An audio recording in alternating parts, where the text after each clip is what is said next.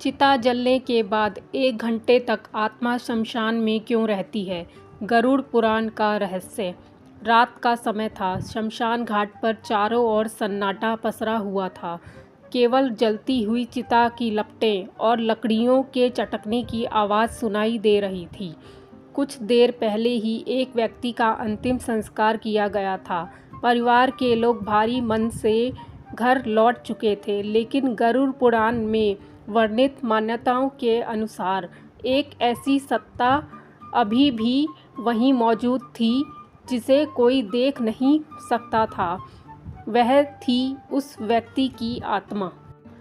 कहा जाता है कि मनुष्य का शरीर जब मृत्यु को प्राप्त होता है तब आत्मा तुरंत अपनी अगली यात्रा पर नहीं निकलती। कुछ समय तक उसे यह समझ भी नहीं आता कि उसका शरीर अब जीवित नहीं है। आत्मा अपने शरीर के आसपास मंडराती रहती है और अपने प्रियजनों को देखती रहती है। गरुड़ पुराण में वर्णन मिलता है कि मृत्यु के बाद आत्मा को अपने जीवन के कर्म, अपने रिश्ते और अपने अधूरे कार्य याद आते हैं। उसे यह एहसास होने लगता है कि अब वह अपने प्रियजनों से बात नहीं कर सकती। वह उन्हें पुकारती है, लेकिन उसकी आवाज़ किसी तक नहीं पहुंचती। शमशान में जलती हुई चिता के सामने खड़ी आत्मा अपने ही शरीर को अग्नि में समर्पित होते हुए देखती है। यही वह क्षण होता है जब उसे धीरे धीरे यह सत्य स्वीकार करना पड़ता है कि अब उसकी सांसारिक यात्रा समाप्त हो चुकी है। मान्यता है कि चिता जलने के बाद कुछ समय तक आत्मा शमशान में रहती है।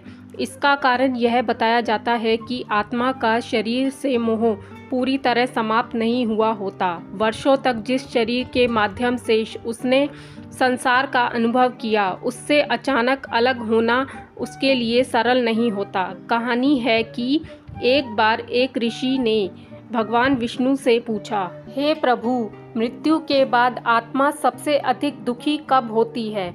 भगवान ने उत्तर दिया, जब वह अपने शरीर को अग्नि में जलते हुए देखती है और समझती है कि अब वह संसार में पहले की तरह नहीं रह सकती। कहा जाता है कि उस समय आत्मा अपने परिवार को रोते हुए देखती है। उसे अपने बच्चों की चिंता होती है, अपने माता पिता का दुख दिखाई देता है और जीवन में किए हुए अच्छे बुरे कर्म याद आने लगते हैं। गरुड़ पुराण के अनुसार आत्मा की आगे की यात्रा उसके कर्मों पर निर्भर करती है। अच्छे कर्म करने वाले व्यक्ति को अपेक्षाकृत शांत अनुभव होता है, जबकि बुरे कर्म करने वाले व्यक्ति को भय और पश्चाताप का सामना करना पड़ता है। शमशान की अग्नि धीरे धीरे शांत होने लगती है। रात और भी गहरी हो जाती है। आत्मा अब यह महसूस करने लगती है कि उसे आगे बढ़ना होगा। संसार के सभी रिश्ते, धन, पद और प्रतिष्ठा पीछे छूट चुके हैं। केवल कर्म ही उसके साथ है।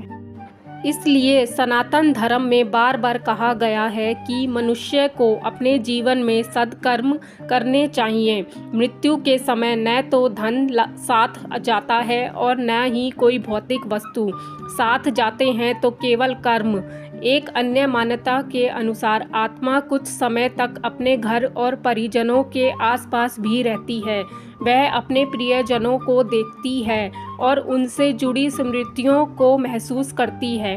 यही कारण है कि कई धार्मिक परंपराओं में मृत्यु के बाद विशेष कर्म कांड और प्रार्थनाएं की जाती हैं, ताकि आत्मा को शांति मिले और उसकी आगे की यात्रा सुगम हो। हालांकि यह ध्यान रखना आवश्यक है कि ये बातें धार्मिक ग्रंथों और पारंपरिक मान्यताओं पर आधारित हैं।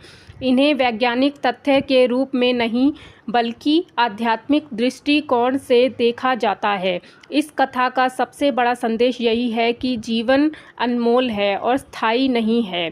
जो व्यक्ति आज हमारे साथ है वह कल न भी हो सकता है। इसीलिए हमें अपने रिश्तों का सम्मान करना चाहिए, दूसरों की सहायता करनी चाहिए और ऐसे कर्म करने चाहिए जिन पर अंत समय में हमें पछतावा न हो।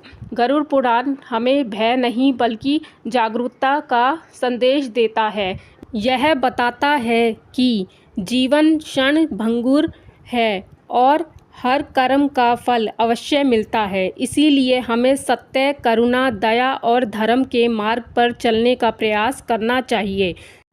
जब शमशान की आखिरी चिंगारी भी बुझ जाती है, तब आत्मा की एक नई यात्रा आरंभ होती है। वह यात्रा जिसका मार्ग उसके कर्म तय करते हैं। यही गरुड़ पुराण का सबसे गहरा रहस्य और सबसे बड़ी सीख मानी जाती है। विशेष जानकारी। यह कहानी और विवरण धार्मिक मान्यताओं तथा गरुड़ पुराण में वर्णित अवधारणाओं पर आधारित है। विभिन्न परंपराओं और विद्वानों की व्याख्याएं भिन्न हो सकती हैं। देखने के लिए धन्यवाद। कृपया लाइक, शेयर और सब्सक्राइब करें। ट्रू टेल्स रेखा ऑफिशियल।